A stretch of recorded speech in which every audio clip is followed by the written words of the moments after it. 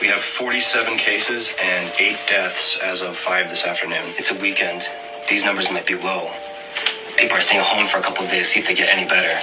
So at this point, I think we have to believe this is respiratory. Maybe fomites, too. What's that, fomites?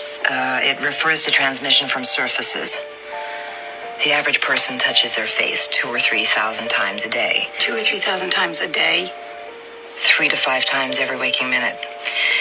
In between, we're touching doorknobs, water fountains, elevator buttons, and each other. Those things become fomites. Is this something we want to release to the press, respiratory and fomites? And how's the public going to react to that? Hard to say.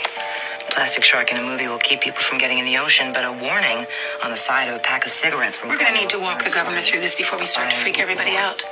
I mean, we can't even tell people right now what they should be afraid of. We tried that with swine flu, and all we did was get healthy people scared. It's the biggest shopping weekend of the year. I think we need to consider closing the schools down. And who stays home with the kids? People that work at stores, government workers, people that work at hospitals. When will we know what this is? What causes it? What cures it? Things that keep people calm. What we need to determine is this. For every person who gets sick, how many other people are they likely to infect? So, for seasonal flu, that's usually about 1. Smallpox, on the other hand, it's over 3. Now, before we had a vaccine, polio spread at a rate between 4 and 6. Now, we call that number the R naught.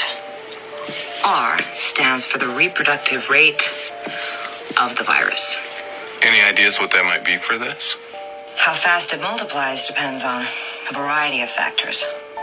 The incubation period, how long a person is contagious. Sometimes people can be contagious without even having symptoms. We need to know that too.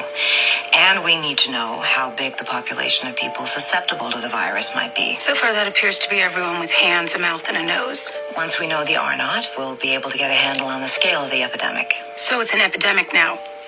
An epidemic of what? We sent samples to the CDC. In 72 hours, we'll know what it is.